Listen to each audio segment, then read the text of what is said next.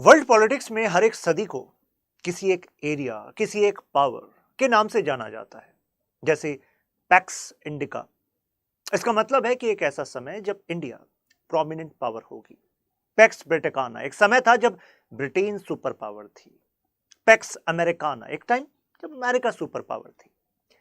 इस सेंचुरी का सबसे बड़ा डेवलपमेंट होगा कि पावर वेस्ट से एशिया की तरफ शिफ्ट होगी और एशिया में कौन इस कंपटीशन में जीतेगा, यानी कि कौन अपने इंटरेस्ट को सिक्योर रखेगा, वो इस रीजन से भी डिसाइड होगा। We are talking about Indo China region. When I am saying Indo China, it's not India China. Indo China इस रीजन को हम कहते हैं जो इंडिया के ईस्ट में है और चाइना के साउथ में है। So why we are stressing so much on this region, इस वीडियो में आपको यही पता लगने वाला है।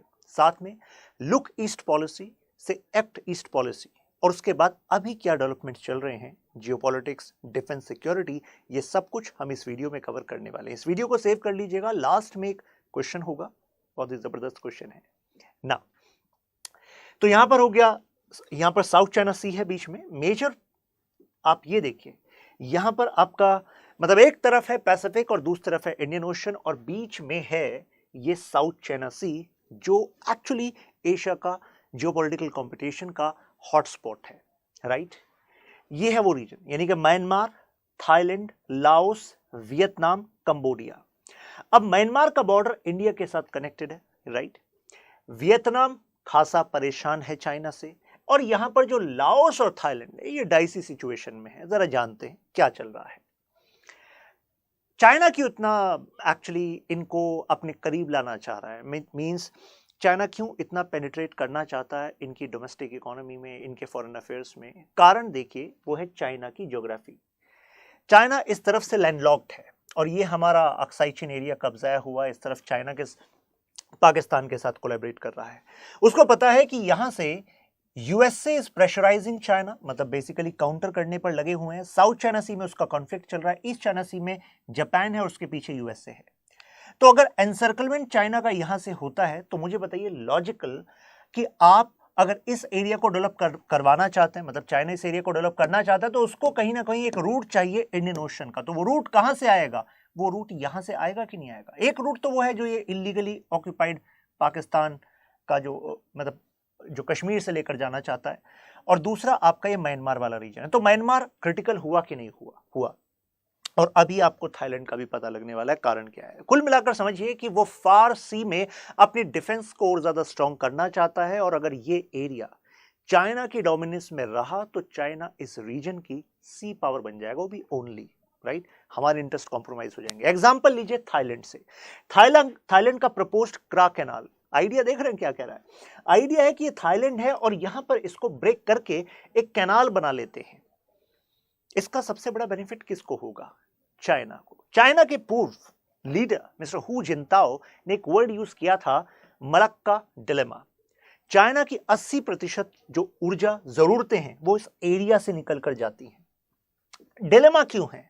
क्योंकि अगर इंडिया, थाईलैंड और इंडोनेशिया के साथ मिलकर इस रीजन, इस चौक पॉइंट पर अपने आप को स्ट्रांग कर ले, तो जाहिर सी बात है अगर चाइना के साथ वॉर वाली सिचुएशन, देखिए वॉर वाली सिचुएशन में आपको हर एक पोजीशन जिस पर आप दूसरे को वीक कर सकते हैं उस पर पहले से ही तैयार होना पड़ता है, और वॉर ना हो इसके लिए भी जरूरी होता है कि आपके पास ताकत हो। अब आप थोड़ा ऐसे समझिएगा कि यहां पर है सवांग पोर्ट और इस पर इंडिया अपने आप को स्ट्रांग कर ही रहा है, राइट। जो हमारा अंडमान एंड निकोबार आइलैंड है, यहां पर हमारी इंटीग्रेटेड कमांड ऑलरेडी आ गई है, हम इसको डेवलप और ज्यादा कर रहे हैं। तो यानी कि चाइना को भी एक बात पता है, यहां पर हम स्ट्रांग हो ही रहे हैं। ये अपना अंडमान एंड निकोबार आइलैंड हो गया, तो अगर इस एरिया को ब्लॉक कर दिया जाए इंडिया द्वारा इन केस ऑफ कॉन्फ्लिक्ट, तो जाहिर सी बात है चाइना को नुकसान हो सकता है। चाइना कह रहा है let's make a canal. Thailand क्या रखा है, बहुत पैसा कमाओगे, देखो स्वेज कैनाल, इजिप्ट ने कितना पैसा कमाया है, तो बहुत फायदा होगा तुम्हें, लेकिन हमें क्या नुकसान होगा? अरे अंडमान एंड निकोबार आइलैंड हमारे एक्सक्लूसिव इकोनॉमिक जोन, वहां पर चाइना की प्रेजेंस आई तो हमारे लिए नुकसान है कि नहीं है? नुकसान है। तो इस वजह से थाईलैंड को अपने करीब रखना होगा। म्यांमार के साथ तो चाइना का लैंड इतना कनेक्टेड है, इंडिया का लैंड भी कनेक्टेड है। और म्यांमार इसी वजह से देखिए, म्यांमार की जो मिलिट्री है उसने जब कू किया, वायलेंस चल रही है, लेकिन चाइना म्यांमार की आर्मी के साथ क्लोज रिलेशन रखता है। और इसी वजह से भी इंडिया की स्ट्रेटेजी में हम एम्बिगिटी रखते हैं, यानी कि हम नाराज नहीं कर सकते म्यांमार की आर्मी को, नहीं तो चाइना के और ज्यादा करीब हो जाएगी। प्लस हमारे नॉर्थ ईस्ट में जो सेपरेटिस्ट ग्रुप काम करते हैं उनके खिलाफ ऑपरेशन करने में, क्योंकि उनके कितने सारे सेफ हेवन्स, बैशंस कहां बन जाते हैं, म्यांमार के जंगलों में बन जाते हैं। तो ऐसे में उनकी आर्मी और हमारी आर्मी मिलकर वहां ज्वाइंट ऑपरेशन करती है। तो ऐसे में म्यांमार के साथ डिफेंस में हम ऑलरेडी स्ट्रांग हैं। लेकिन क्या म्यांमार अपने खुद के इंटरेस्ट जो चाइना से पूरे हो रहे हैं उसको साइडलाइन करके इंडिया के साथ आएगा? जरा देखते हैं। ये देखिए, दो पाइपलाइन दिखा रहा हूं आपको। एक तो है यहां पर ऑयल पाइपलाइन और एक है आपकी गैस पाइपलाइन। ये जो आपको रेड में दिख रही है ना, this is gas pipeline, this oil pipeline. कहां से कहां तक आ रही है? कुनमिंग से लेके क्युकपुक तक, कुनमिंग क्युकपुक के ये नेटवर्क है। तो ऑलरेडी ये अगर नेटवर्क यहां पर है और कुनमिंग वाले एरिया के डेवलपमेंट में इसको वो बहुत ज्यादा महत्वपूर्ण मान रहे हैं और इस एरिया के डेवलपमेंट के लिए उनको एक्सपोर्ट यहां से करने का एक रूट मिल रहा है, तो जाहिर सी बात है म्यांमार उनके लिए इंपॉर्टेंट हुआ कि नहीं हुआ? अरे बिल्कुल हुआ, राइट। दूसरा, म्यांमार इतने बड़े एरिया का एक्सेस दे रहा है उनको, राइट। और यहां से few hundred miles per Andaman and Nicobar islands हैं। तो ऐसे में वो इंडिया को इन सिचुएशन ऑफ वॉर बैकफुट पर लाने के लिए हो सकता है नाम के लिए कहेगा कि अरे हम क्युकपुक पोर्ट डेवलप कर रहे हैं, लेकिन ये तो सिविलियन पोर्ट है। लेकिन फिर हमने इससे पहले भी देखा है वो सिविलियन के नाम पर फिर मिलिट्री वेजल्स को वहां पर लेकर आते हैं और फिर इसका इस्तेमाल करते हैं। तो इंडिया के इन्फ्लुएंस को डटर करने के लिए इस एरिया का इस्तेमाल चाइना करना चाह रहा है। तो इकोनॉमी तो सबसे पहला तरीका होता है, फिर आगे वो जियोपॉलिटिक्स से जोड़ देता है। चाइना कहता है जी हमारा एंगेजमेंट तो इंडिया से ही पुराना है, इनसे हम तो एथनिक कनेक्शन है, इनसे हिस्टोरिकल टाइज है हमारे। और कहते हैं कि देखो आसियान के साथ हमारे भारत से पुराने संबंध हैं इनके साथ। अब फैक्चुअली बात करें तो देखिए, अगर कोई हमसे पहले किसी के साथ बेहतर रिश्ता रखता है तो इसका यह मतलब थोड़ी ना होता है कि फ्यूचर में भी रहेगा ही रहेगा, है कि नहीं? खाली कुर्सी पर तो कोई भी बैठ जाए, मजा कब है? कुर्सी से उठाया जाए और फिर बैठा जाए। तो ऐसा ही कुछ आसियान के साथ होता हुआ यहां पर दिख रहा है। तो जी हां, आसियान के साथ चाइना हमसे पहले डायलॉग पार्टनर बन गया था 1990s। और उसका एक बड़ा कारण भी था, क्योंकि चाइना बहुत ही ज्यादा फेवरेबल ट्रेड एक्चुअली एंगल इनके साथ रखता था। और जब इनके यहाँ एशियन फाइनेंशियल क्राइसिस आए थे तो तब तक चाइना एक्सपोर्ट का लेवरेज लेकर, क्योंकि 1979 में चाइना ने अपनी इकोनॉमी को ओपन करना स्टार्ट कर दिया था। डेंग जियाओपिंग वहां पर लीडर थे, उन्होंने कहा कि हम मॉडर्नाइज करेंगे। तो इतने समय में उनके पास ह्यूज अमाउंट ऑफ डॉलर भी इकट्ठा होने लग गए थे। तो इन एशियन फाइनेंशियल क्राइसिस में उन्होंने कहा कि चाइना कह रहा है टेंशन मत लो, पैसा बहुत है अपने पास, हम सपोर्ट करेंगे। तो ऐसे में आसियान देशों को भी लगा कि यार चाइना को तो साथ लेकर चलना पड़ेगा, जिसके पास पैसा तो इसका मतलब वो मजबूत है, और मजबूत है तो जब आपके यहाँ क्राइसिस आएंगे तो वो सपोर्ट कर सकता है, राइट। तो that's why China got this leverage. और पिछले कुछ समय में जब हमने ईयर ऑन ईयर का डेटा देखा तो पता लगा कि जो ट्रेड है कंबोडिया के साथ 21%, लाओस के साथ 30%, म्यांमार 23%, थाईलैंड 12%, वियतनाम 25%। तो इस तरीके से हमने एनुअल ग्रोथ देखी है। उसके बाद शी जिनपिंग कह रहे हैं कि अब तो अभी तक तो आपने ट्रेलर देखा है, जो बिग पिक्चर है वो हम बीआरआई में दिखाएंगे। दे आर सेइंग कि बीआरआई से सबको बहुत ज्यादा फायदा होगा। सबको का मतलब यह है कि बीआरआई के प्रोजेक्ट को बनाने के लिए जो पैसा लगेगा चाइना देगा, तो जाहिर सी बात है सोवरेनिटी के कॉम्प्रोमाइज होने का बहुत ज्यादा चांसेस बने रहेंगे, क्योंकि इतनी जल्दी वहां से रिटर्न आने वाले नहीं है। तो ये भी एक एंगल है, इंडिया इन देशों को आगाह भी करना चाहेगा। हमने क्या किया इस एरिया के लिए? हमने लुक ईस्ट पॉलिसी स्टार्ट की। और लुक ईस्ट पॉलिसी का जब टाइमिंग देखिएगा, it is connected to India's LPG, liberalisation, privatisation, globalisation. हमसे पहले ही आसियान देशों ने अपनी इकोनॉमी में कैपिटलिस्टिक ट्रेंड रखे थे। तो कहने का मतलब हुआ कि इंटरनेशनल ट्रेड से वो बेनिफिट लेने लग गए थे। तो हमने सोचा कि व्हाई नॉट अस, तो हम भी वहां से इन्वेस्टमेंट अट्रैक्ट करेंगे। कारण देश जैसे कि मलेशिया, देश जैसे कि सिंगापुर, इन्होंने बहुत सस्ता टैक्स रखा, मतलब बहुत ही कम टैक्स रखा। तो कितनी बड़ी बड़ी कंपनियों ने यहां पर अपने हेडक्वार्टर खोल दिए। तो यानी कि यहां से इंडिया में इन्वेस्टमेंट आ सकता था, बिल्कुल आएगा। जब हमने एलपीजी कर ही रहे हैं, तो कम से कम जहां से इन्वेस्टमेंट आना है उनके साथ रिश्ते तो बेहतर करेंगे कि नहीं करेंगे। Now coming forward, look east policy. तो लुक ईस्ट पॉलिसी ने एक तो जो ट्रेड बैरियर्स थे उसको रिड्यूस किया कि आप हमारे साथ व्यापार अब आसानी से कर सकते हैं, राइट। तो आसियान ने कहा ठीक है भाई, ये तो अच्छी बात है, हम इंप्रूव करेंगे ट्रेड को। तो ऐसे में हमने कहा कि देखो इकोनॉमिक एंगल है तो चलो हम डायलॉग पार्टनर बन जाते हैं। 1996 में हम डायलॉग पार्टनर बन गए, फिर समिट लेवल पार्टनर बन गए, मतलब ये स्टेजेस होती है। फिर 2010 में फ्री ट्रेड एग्रीमेंट भी हमने साइन किया। फिर हमने इनके अलग जो ग्रुपिंग्स हैं, जैसे कि इस एरिया की ईस्ट एशिया समिट हुई, आसियान रीजनल फोरम हुआ। तो यानी कि इसके तरह हम देख रहे हैं कि हमारा दर्जा आसियान में लगातार बढ़ रहा था, राइट। अब प्रो एंड कॉन्स देखते हैं एलईपी के। लुक ईस्ट पॉलिसी में कुछ खामी होगी तभी तो एक्ट ईस्ट पॉलिसी आई है कि नहीं। तो इंडिया ने लिबरलाइज किया अपनी इकोनॉमी को, जीडीपी पर कैपिटा में कुछ बूस्ट आया, राइट। रिडक्शन जैसे हमने टैरिफ में किया, तो मतलब टैरिफ का मतलब होता है इंपोर्ट टैक्स, इंपोर्ट ड्यूटी में कमी करेंगे तो कैपिटल फ्लो तो आएगा। लेकिन मुद्दा यह है कि क्या हमने जियोपॉलिटिक्स पर उतना फोकस किया था उस समय? नहीं किया था। हमारा फोकस था कि भाई एम्प्लॉयमेंट अपॉर्चुनिटीज बढ़ जाएं, बढ़ गई। मलेशिया से इन्वेस्टमेंट, सिंगापुर से इन्वेस्टमेंट आने लग गया। इंटीग्रेशन किया, लेकिन इकोनॉमिक एंगल पर जो रीजन हमसे छूट गया वो था north eastern region. North east reason को हमें एक्सेस बनाना चाहिए था, ये एक पर्सपेक्टिव आता है। यानी कि जब तक इंडिया का नॉर्थ ईस्ट सेंट्रल नहीं होगा, जो भी काम हम करेंगे साउथ ईस्ट एशिया के साथ कनेक्ट करने में, तब तक मुझे बताइए क्या वो पॉलिसी में स्ट्रेंथ आ सकता है? नहीं। और ये इसलिए भी क्योंकि यहां पर जो अलगाववादी ताकतें, सेपरेटिस्ट काम करते हैं, तो जैसे यहां पर इन्वेस्टमेंट होगा, जॉब बढ़ेगी, तो ऐसे में उनकी मूवमेंट को कोई हवा देने वाला होगा नहीं। कुल मिलाकर बात यह है। तो एक्ट ईस्ट पॉलिसी में हमने अपना विशेष फोकस इस पर रखा है, राइट। तो अभी हमने देखा कि लुक ईस्ट पॉलिसी के समय कि भी केवल इकोनॉमिक एंगल पर फोकस करने से ट्रेड भी नहीं बढ़ता।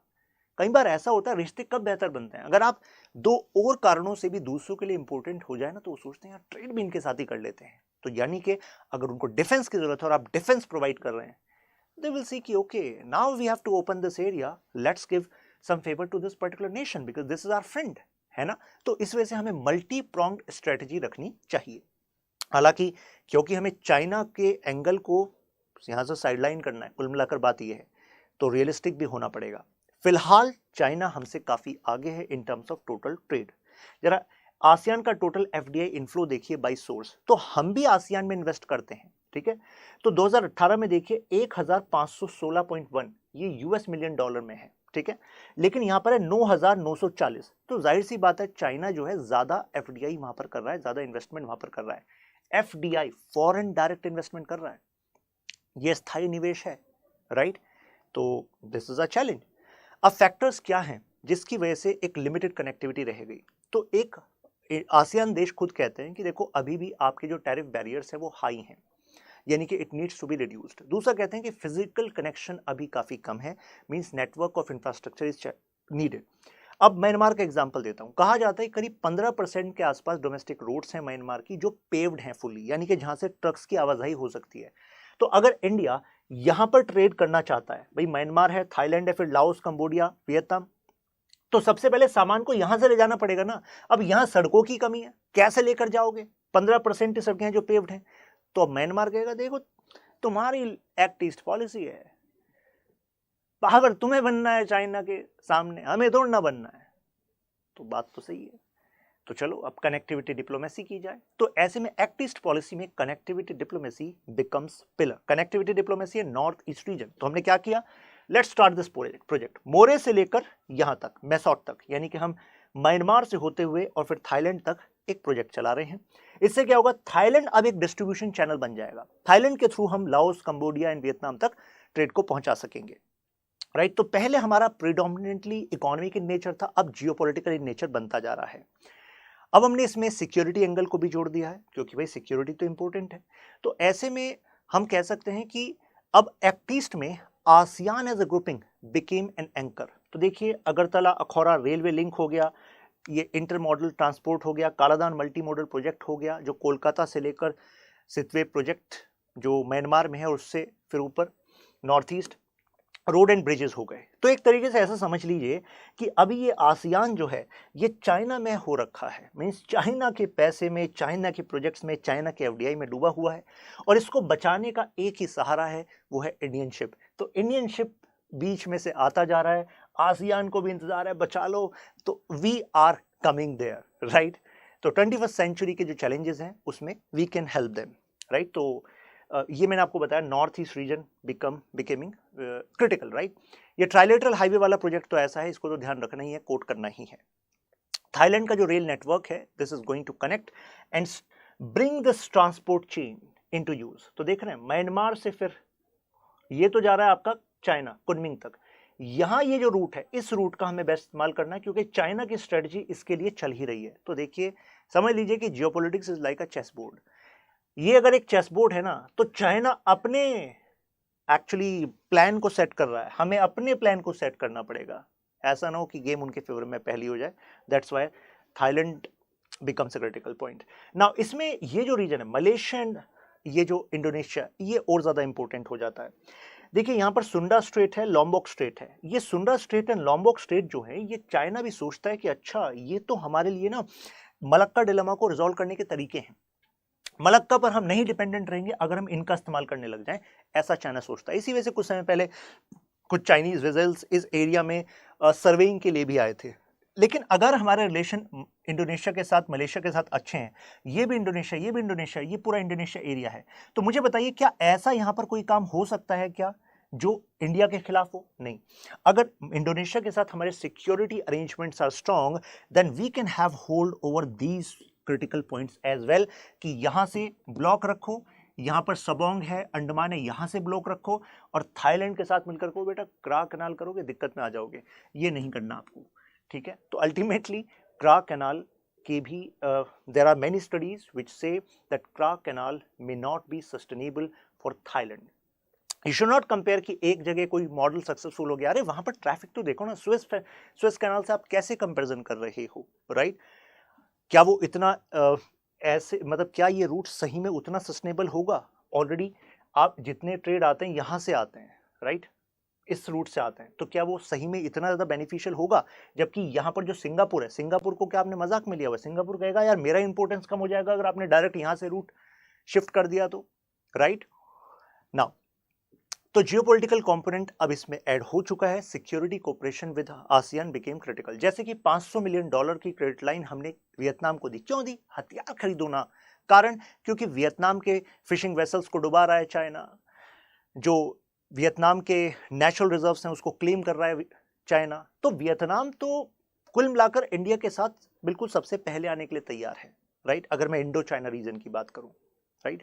देखिए यहां पर हमने जॉइंट विजन स्टेटमेंट साइन की थी 2015 से 20, और यहां पर हमने ऑलरेडी सिक्योरिटी कोऑपरेशन को इंटेंसिफाई करने की बात कर चुके हैं, जॉइंट मिलिट्री एक्सरसाइज हमने स्टार्ट कर दिया। तो कहने का मतलब ये हुआ कि इस एरिया में we have actually developed a sea which can counter China, right. Indonesia, अरे आप पैसा लाते रहो चाइना, लेकिन अगर इनके सिक्योरिटी कंसर्न को आप हैंडल नहीं करोगे, क्योंकि सिक्योरिटी कंसर्न है ही आपके कारण, तो जाहिर सी बात है India is going to make that space, right, India is going to make use of that space. जैसे यहाँ पर इंडोनेशिया के साथ ज्वाइंट मिलिट्री एक्सरसाइज, जो हमारे यहाँ बेस्ट प्रैक्टिस हैं वो हम इंडोनेशिया के साथ शेयर कर रहे हैं, बेटर कोऑर्डिनेशन कर रहे हैं, मिलिट्री रिसर्च कर रहे हैं। तो ऐसे में Indonesia is going to give us this leverage, right. 80% मैंने बताया कि यहाँ से पास होता है जो एनुअल एनर्जी सप्लाई है, तो इस वजह से एक तरीके से अपॉर्चुनिटी है कि have a strong hold on this particular chalk point.